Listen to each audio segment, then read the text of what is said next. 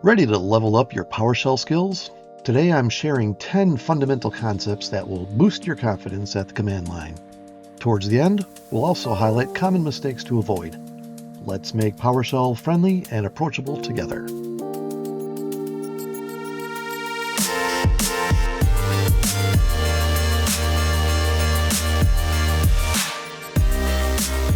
Hello world, Mike is learning PowerShell. Today we're diving into 10 basic PowerShell concepts that all beginners need to know. Now, if you're brand new to PowerShell, or maybe you've just used it a little bit but are feeling stuck, this video is for you. We'll be talking about everything from verb-noun structures to objects, variables, and profiles. All these concepts are fundamental and will help you be more comfortable at the command line, and you will write more efficient and effective scripts. We won't go too in-depth here, but by the end, you'll have a solid foundation in PowerShell and some practical knowledge you can use right away. So let's get started. We'll be bouncing around a little bit, but watch the whole video and you'll see how many of these concepts interact with each other. So let's go ahead and start up PowerShell ISE. Again, we are working in PowerShell 5.1, so ISE is still available to us. First, let's talk about verb-noun structure. Now, if you've used PowerShell before, you've probably seen commands like get-process, set-location, or new-item. So why the verb noun?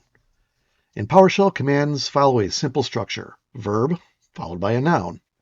The verb tells you what action to take, and the noun tells you what you're acting on. The noun will always be singular, not plural. If anyone knows about a commandlet where the noun is plural, leave it in the comments. We're looking at ISE here. Verb noun, do a thing. Get process. Set location. New file. The verb noun format makes it easier to understand what your script is doing.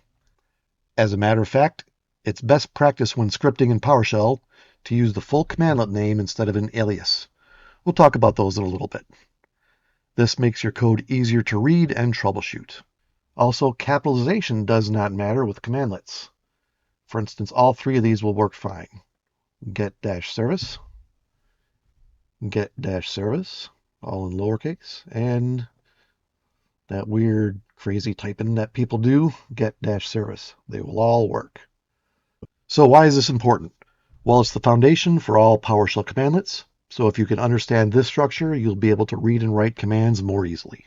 Let's open up PowerShell, and I want to open it up as an administrator. So we have a couple ways we could do it. We could click on this, run as administrator.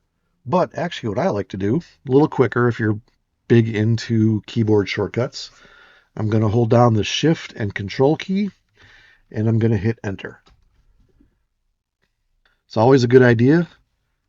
Start transcript. There we go. Start transcript. So it's going to save our transcript of everything we do in PowerShell.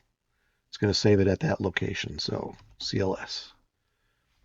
Go down a little bit here. So get dash, and we're just going to hold down the tab key.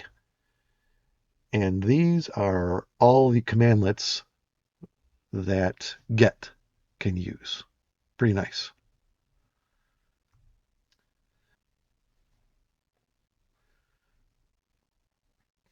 Next, let's talk about whitespace. In PowerShell, whitespace, like spaces, tabs, new lines, don't just look neat, it actually affects how your commands run. For example, spaces are used to separate different parts of a command. If you miss a space, PowerShell will get confused and throw an error. But don't worry, this becomes second nature after a while. So we have a variable here that we are defining. We have a space there, and it even shows us the squiggly line. It does not know what we're talking about. Unexpected token variable, an expression, or statement. So that's bad. My variable, all one word. That's good. So get process. See, we have a whole bunch of spaces here and a whole bunch of spaces here. That's actually going to work just fine. Let's run that. Oh, Notepad's not running. Let's do this. Notepad.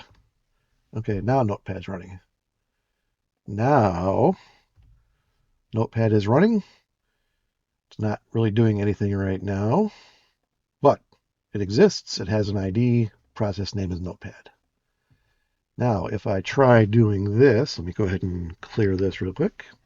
If I try doing line 7 here, you notice there's no space after process. Let's go ahead and run that. We'll get an error. How about that? So it looks at this entire thing, get process name is not recognized as the name of a commandlet, function, script file, all that. Also, if we do get process and another space right here, what do you think is going to happen there? Again, we get an error.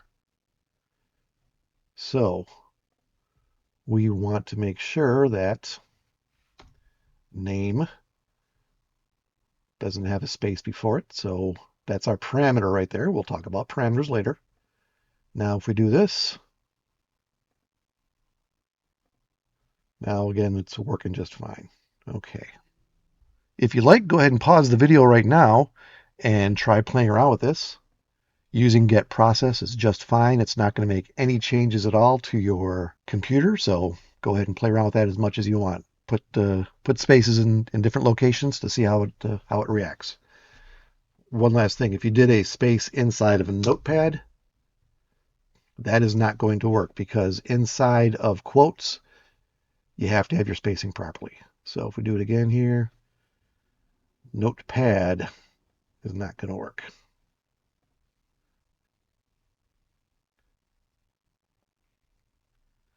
Okay, now let's dive into parameters. These are the extra options you can give to commandlets, to tell them exactly what you want. For instance, with get process, you can use parameters like name to tell it what process you want to get information on. So here we have get process name PowerShell. And for that, go ahead and clear this out again. For this one, we will get just the information on PowerShell. Whoops. Get process, that does everything. Now, if we do get process name PowerShell, now we get just PowerShell, and it tells us what the ID and how much CPU it's using up. Also, we do not have to use the word name. It'll still give us PowerShell. This is because name is a positional parameter. With it being the first positional parameter, it's optional. So if you go to the help file and see that a certain parameter is positional, you don't have to name it because PowerShell is going to know what it is. You can also do two at once. So here we're getting both PowerShell and Notepad. All right, we have IDs right there. Again, Notepad's not doing a thing, so no CPUs. Here, get process power star or asterisk. Let's go ahead and clear this out. So what this is going to show me is, let's run that. It shows us PowerShell, also shows us PowerShell ISE because PowerShell ISE starts with power, and this is finding all the processes that start with power. Let's look for it online.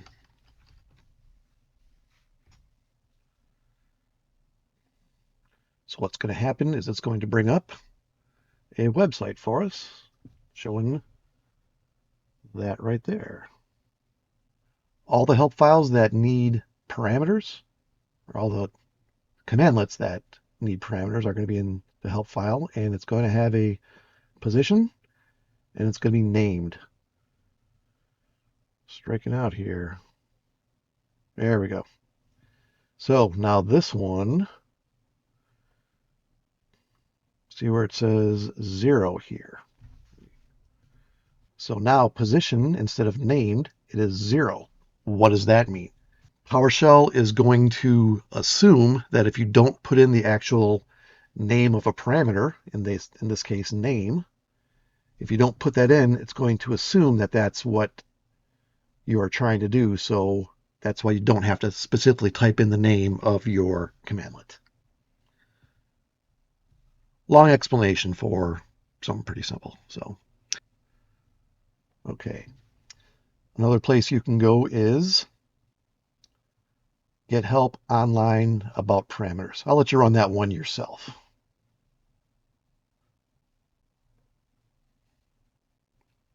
Okay, PowerShell versus command prompt versus bash. So you've probably used command prompt before. You've typed in dir, change directory, cd for change directory, or maybe you've used bash, similar.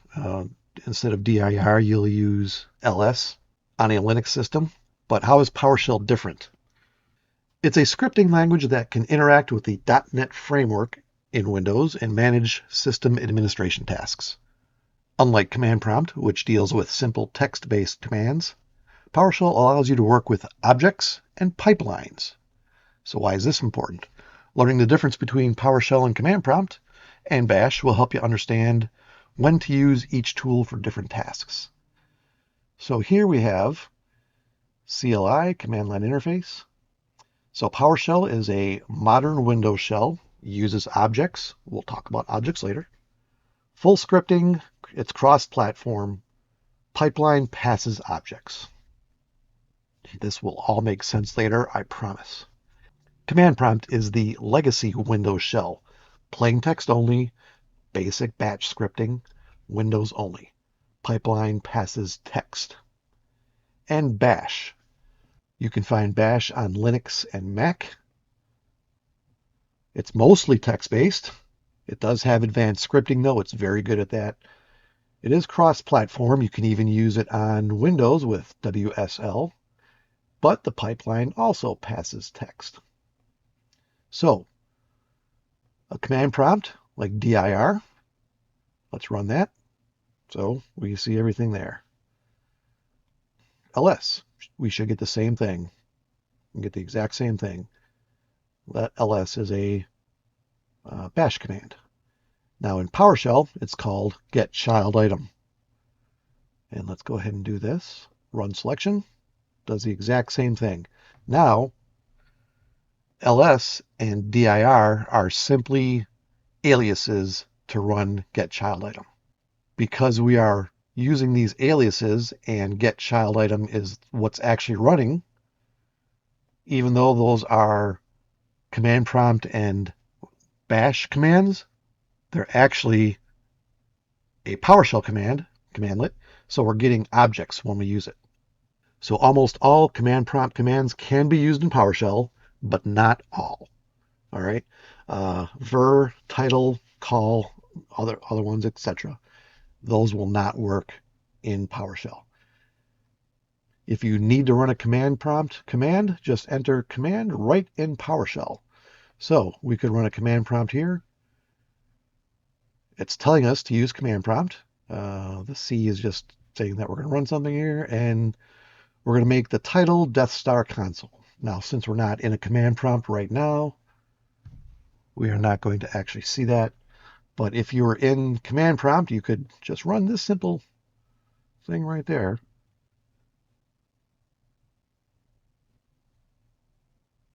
Okay, let's talk about pipelines. In PowerShell, you can connect multiple commands together using the pipe symbol. On a Windows keyboard, that's right above the Enter key. This allows you to pass the output of one command to the next command as input. It's used to process data. You can transform or filter data as it passes through each command in the pipeline. Okay, that's a lot. What does that mean? So we have get service. All right, let's just run CLS here. Let's just run get service. We're not going to run that whole thing there. All right. So if we run get service, we see all of our services here. All right. So if we put a pipeline in there, what we're going to do is we're going to take all this data that we got from doing get service, and we're going to pipe it into this commandlet, where object, and that's going to filter it down. So $ and underscore, what that represents is the current object in the pipeline. It's called the pipeline variable. A bit beyond what we're talking about right now, but just so you know, that is the pipeline variable. So that represents the current object in the pipeline, and then we're going to match a Y. So every service that we run It's going to find all the ones. It's going to go through where object and find all the services with a Y in it. So let's do that. So now you can see that every single one of these has a Y in it somewhere. So of course I'm just filtering by Y. You could filter for whatever you wanted to do. So let's do this. Let's do get process CPU greater than 100. So this is going to find all the processes that are using high CPU. All right. So we do have quite a few, and 100 isn't too bad, but it's enough. We also have this Dell process here that's got a whole bunch. OneDrive is running on my machine. That's kind of crazy right there. 7,000. That's no good. Actually, it looks like OneDrive is the one that's taking up the most CPU cycles right now. So if we wanted to kill OneDrive and save a little CPU, that'd be fine. Let's look at something else called the command separator. So when people first see the pipeline, they think, okay, it's one command, then another command, then another command, and they're all running one after the other. Kind of true, but they all work together. If you just want to run some processes and just run them one after the other, and it doesn't matter what data comes out of one commandlet, we can do the semicolon here. Let's go ahead and highlight that. It's a semicolon. And these will run all the commands one after the other. So I'm going to run this. First it's going to do get process, then it's going to do get service, then it's going to do get event log, and it's going to do the security log. So let's run that. So it's doing a whole bunch of stuff right now. Okay, that was a lot. I just stopped it right there. If you start getting something where you're getting a lot of data coming back and you just want to stop it, you can hold down the control key and hit C. Just hit that and it will stop what's going on. Probably easier if I bring this one into PowerShell itself. Get rid of that. And so I'm getting a whole bunch of information here. I just go ahead and hit Control C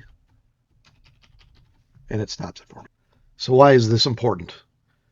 Pipelines make your scripts more powerful by allowing you to chain multiple commands and filter data in real time.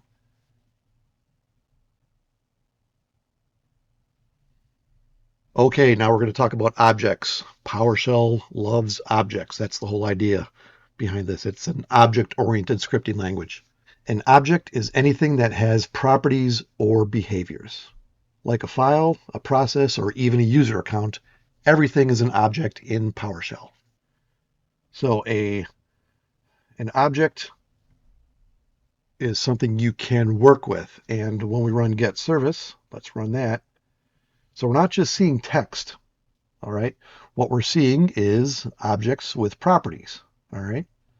Each of these entries is an object, and those properties are display name, name, and status, okay? Also with objects, you can do methods, and methods are something you can do with it. So we'll talk about that in just a second, all right? Let's go ahead and do get process, sort object, CPU descending. So again, this will show us the ones with the most CPU. Let's scroll to the top again. All right, there we go. OneDrive is still making a mess of things. So what we did is we ran get process and we sorted it by the CPU. We could have sorted it by the process name object. We could have sorted it by the PM, the WS, whatever, or even the ID. Wouldn't really be very helpful, but we could do it. So if we look at get member, you can play around with get member to see what objects are available. So let's do get process. And we're going to pipe that into get member. All right, so now what do we got here? We got properties and methods. So with the commandlet get process, we have methods, things that we can do. We can close. We can check something out to see if it equals something else. We can get the hash code of a process. We can kill a process. We can start a process. These are all methods. These are all things we can do with get process. All right. And down here we have properties. Okay, what are some of the properties we already talked about? Process name, that's a big one. We talked about ID. We can always identify something by ID.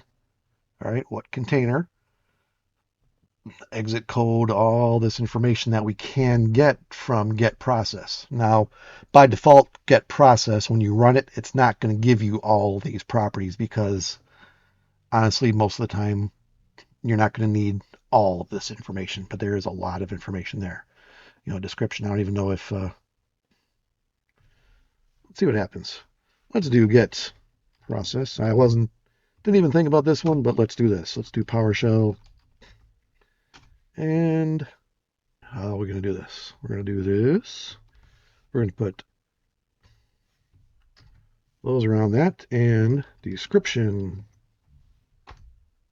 Okay, so it doesn't give us much of a description. Just it says it's Windows PowerShell. So what I did here, all right, is I put parentheses around get process PowerShell and then a dot description. So any of these properties here, you can do the same thing. All right. Session ID is another one there. So let's do the same thing and call it working set. Understanding objects is the foundation of scripting in PowerShell. Without them, your scripts would be like a toolbox without tools.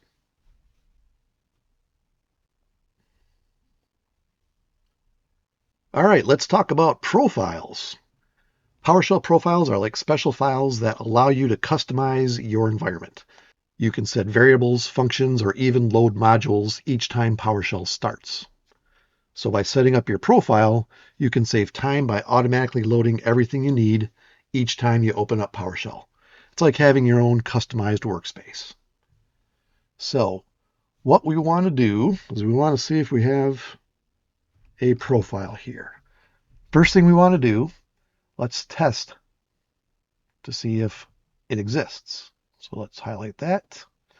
Okay, false. So we tested the path where the profile should be. And all we have to do to see that is, profile.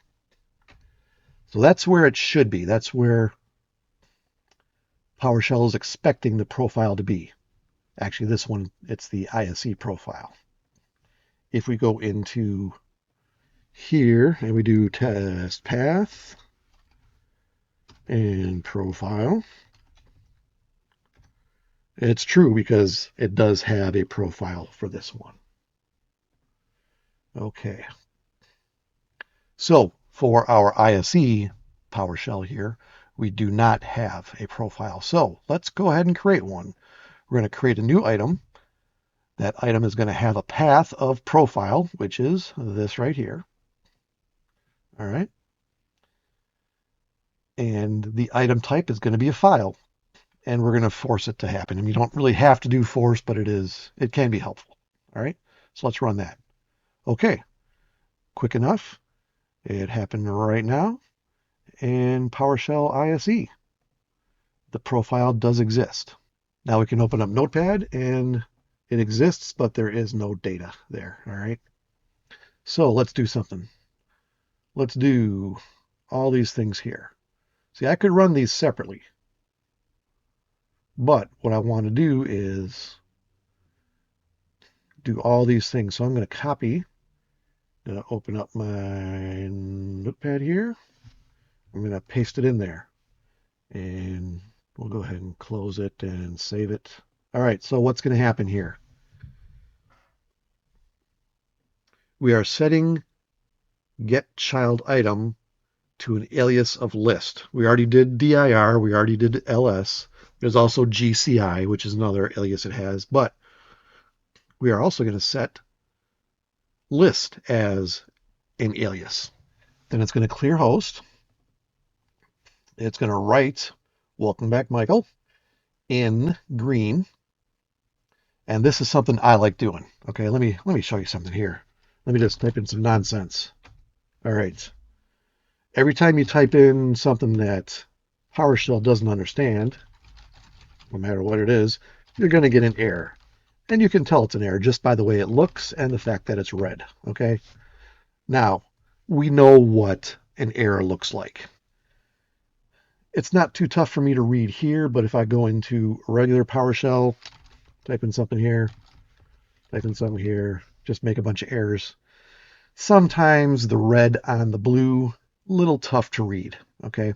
So what I'm going to do is I'm going to make my foreground color cyan and my background color black for any error that happens in ISE here. Then I'm going to set my location to C:\MILP. That stands for Mike is learning PowerShell. We now have a profile created. All I'm going to do is I'm going to reload it. Can I do ISE here? Yep, so it's going to restart again. There we go. All right, welcome back, Michael. And I lost all my things there. Nope, they're still there. So my new PowerShell ISE window has that. Welcome back, Michael.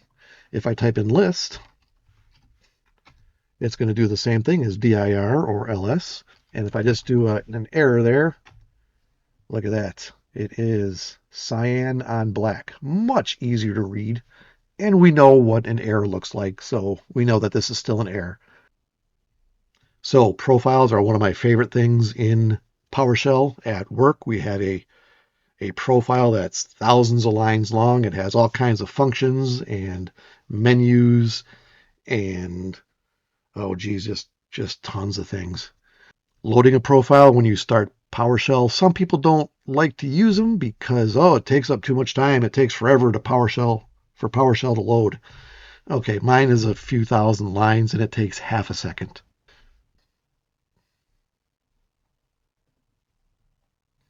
Okay, get help. Get help is the most important commandlet in PowerShell.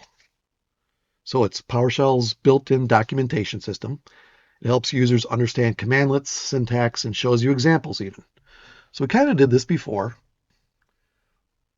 but let's go ahead and update help first. Now, you have to be an admin to do this, so you have to be running it as an admin. So let's go ahead and run that. All right. Okay, you see it's thinking down here. So, okay, now we have, this is telling us, okay, everything is updating. And not everything is going to update. We're going to have an error here, and that's okay. Okay, so failed to update help for the following modules. So these modules didn't get an update. That's fine.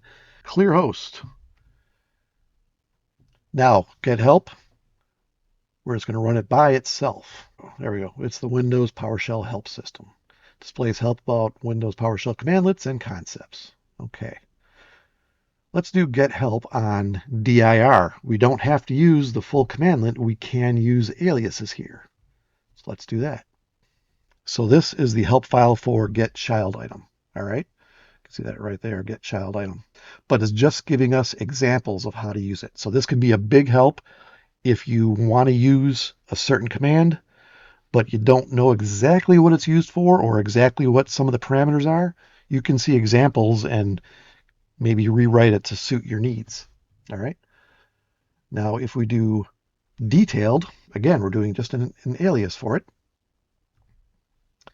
Now we get a lot more information. Let's do this really quick. Let's do CLS and run that again. So this time we get a lot of information. It's all the information PowerShell has on get child item. Now, if we do get help, but do the online parameter, what do you think is going to happen? We go to the Microsoft Learn page for get child item. And again, we get all the great information there. Now, it's not just commandlets. If you have trouble with a certain concept here, we can run get help about aliases. So let's run that. So it is Something else that we can run is aliases. If you're not sure what commands you can, or what about files you can get, let's do this. About star. All right, let's see what happens there. So what do you think is going to happen? Are we going to get all the help files for all the about listings? Nope, just gives you a list of which ones are available to us. So we do have a lot of them, though. There are a lot there. So if you have trouble with any of these concepts here, whether they're arrays or pester. Pester's a kind of an advanced thing, but we'll get to that someday. Let's see, PS readline. That's really nice. You should, we'll talk about PS readline soon, I think, because PS readline is a great module. So if you're having trouble with any of these concepts here, you can do about. Let's do about PS read line. Okay, what is PS readline? PS readline provides an improved command line editing experience in the PowerShell console. All right, it allows you to change the color. It allows you to change tab completion, and it even lets you do control space completion, which I know sounds kind of weird, but it is something that exists. If you need help with any of those concepts, go ahead and run help, get help about. We don't have to type in get help. We can also just type in help. Also, for our Linux viewers out there, man is also an alias for get help, so man can be used as well. Actually, there is one last thing I do want to show you. This one has to be done in PowerShell. So let's just do get help and get process and show window. There, now it's going to work. This is kind of cool. All right, what we get is a pop-up window. Shows the exact same information, but let me go ahead and control and scroll up here so it's easier to read. I just think that's slicker than Snot. So, in a future episode, we'll talk about adding your own help files in a process called comment-based help. Every time I do my own function, I always add comment-based help. It's kind of neat, so we'll get to that sometime. So before we go on, here's a tip for you. I really like this one. Sapien Technologies has a great suite of PowerShell tools. They are not a sponsor for this video. I just really like what they're doing. So one of their products is something called PowerShell Help. It's an application. It gives you the same information as help inside of PowerShell, but in a GUI format that might be easier for you to navigate. Sapien has a whole suite of PowerShell tools, some free, some paid. I used their PowerShell Studio for a brief time, and it was unbelievably helpful. If you're going to get serious into PowerShell, it is a great tool to have, especially for creating GUIs, graphical user interfaces in PowerShell. It's just a great tool. I will post a link down in the description. Again, Sapien isn't a sponsor. I just really like their product.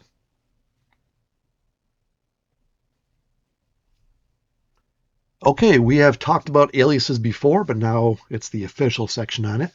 PowerShell aliases are shortcuts for commandlets. For example, if you're a Linux user, ls, we talked about that one, is an alias for get child item. gm is an alias for get member. Aliases are great for quick interactive use at the command line. However, if you're writing scripts, if you're writing functions, they should be avoided. The nice thing about the whole verb-noun structure of PowerShell is that they're easy to read, easy to understand what's going on.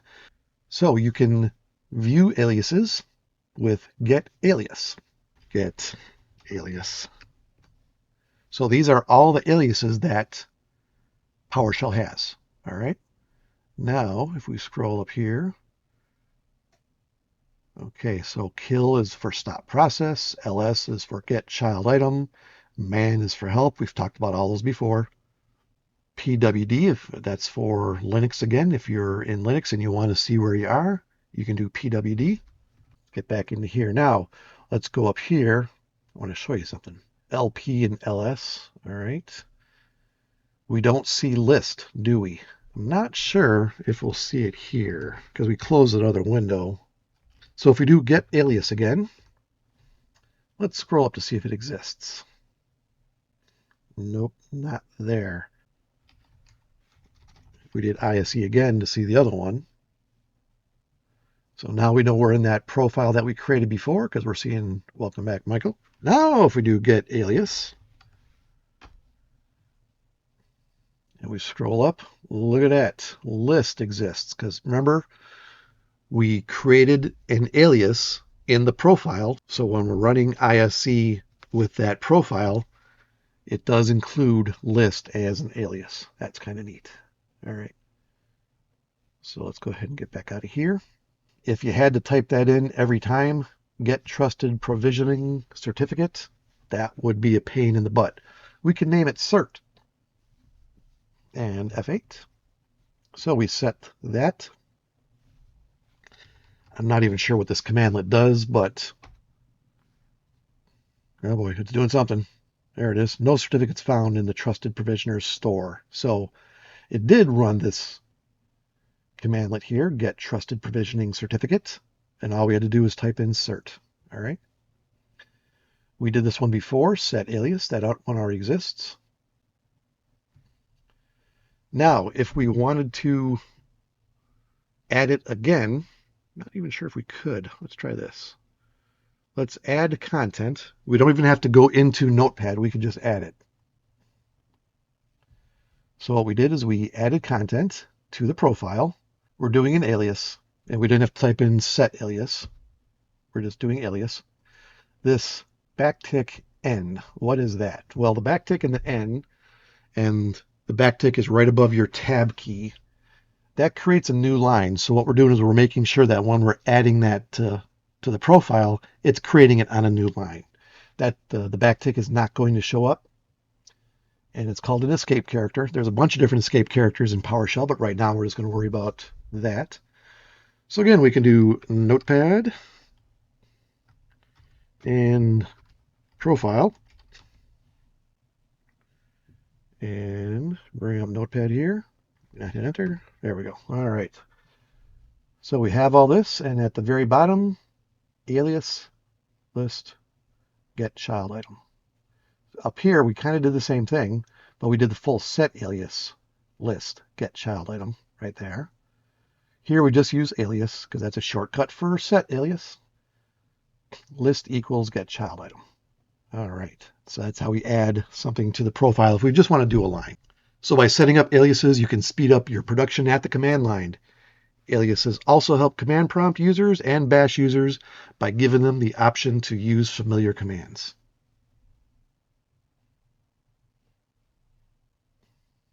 Okay, here's another big topic that we're not going to get through all the way, but we're going to talk about it. Do you want to store and reuse information in PowerShell? That's where variables come in. So they let you save data, modify the data, and use it later, just like a sticky note for your scripts. Let's break it down. And we can always use I'm not sure, we have it here down here. There we go. Get help about variables. I really, really recommend doing this one. When we're all done here, go ahead and do the get help about variables because, again, it's a big, big topic. And that help file will help you out a lot.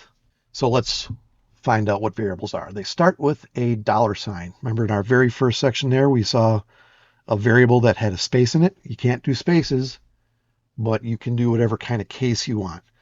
Some popular cases that people use are camel case, where the first letter of the word is lowercase. Sometimes people use Pascal case, similar to camel case, but the first letter of the first word is also capitalized. And snake case, where they use underscores to separate words. In some other languages, you have to define what type of variable you are using. So if it's going to be a string, meaning, letters and text and all that, you have to define it as a string. If it's going to be an integer, you have to define it as an integer. If it's going to be a Boolean, you have to define it as a Boolean. And Boolean is just true or false. So PowerShell knows better. PowerShell knows that this one right here is a string. It knows that this one right here is a number, or an integer actually. And this one it knows is a Boolean, true or false. So let's just run these three things here. What's going to happen? Okay, it ran that one, it ran that one, and it ran that one. So it ran all three of these here. But we're not seeing anything actually happen. That's because all it did was save those values into the variable. All right, but we can go ahead and use those variables now. So what are we going to do? We're going to write host, and in the quotation marks here we have hello, my name is, and then we see a $ and name, so it's going to pull the name, and I live about, again, another variable here, miles from Dallas, $ miles from Dallas, and miles from Dallas. So let's go ahead and see what happens there. So hopefully it's going to replace these variables here with just the first two anyways. So let's run that, see what happens. All right, so we cleared the screen, of course. We did CLS, which is an alias for clear host. Hello, my name is Mike, and I live about 900 miles from Dallas. All right. Now you can also change variables in your script. And again, nothing happens because all we did was we made a change to the variable. But if we do this one, clear the screen, if I drive 10 miles in the other direction, I will be 910 miles from Dallas. So it just added 10 to the number that was there before. So before, miles from Dallas was 900. We added 10, so now we get 910 miles. Variables can also hold more than one value. This is called an array. Very simple array, but it's an array. So let's run that. Okay, again, nothing happened because we're just assigning the variable. Let's run this without the -1 there. Let's just run that one. So we're just looking at what colors is red, blue, and green. Red, blue, and green. All right. Now what happens if we do this, do you think? Colors -1. And these are square brackets, by the way. So let's run that. Green. Okay, before it was, when I typed this before, it was just 1, so that's why it says red there. So if I do 1, it says blue. Why? This will show blue. What? It doesn't show red? Okay, if you were expecting red, because we did 1 there, and we expected red, but PowerShell uses array indexes, and indexes start with 0. So actually, the first one, if we wanted red, we would have to do a 0 here. Okay, let's run that. And now we have red. And then when we did the -1, what the -1 is, it tells you to start from the end of the array and work backwards. So since we did -1, the first one was green. All right, let's do that again. -1. So what we're going to do is we're going to look at this array, and it's going to choose the last one. And again, we have green. Awesome. Again, take a look at Get Help About Variables. It is a great resource. All different languages use variables, so if you're comfortable with using variables in other languages, that's great. This made a lot of sense to you, I hope. If this is your first language, scripting, programming, whatever, variables are a very big thing in all scripting languages. And I really, really hope you learn more about them because it's a big, big deal. Okay, today we covered 10 basic concepts that every beginner in PowerShell needs to understand. Verb-Noun Structure, parameters, pipelines, objects, and more. These concepts will help you write better scripts, troubleshoot faster, and set you up for success in any IT job. So before you go, I challenge you to open up PowerShell on your computer, Try out some of these concepts, and hey, share your favorite new command in the comments. Especially play with get member and get help. Those are two big ones that will really give you a better idea how PowerShell works. Also, if you have any other concepts that you think new users should know about, explain it in the comments below. Thank you so much for joining me, and we will see you next time. Need to set up your PowerShell environment so it's easier to use? Watch this video to learn how to set up PowerShell for first-time use.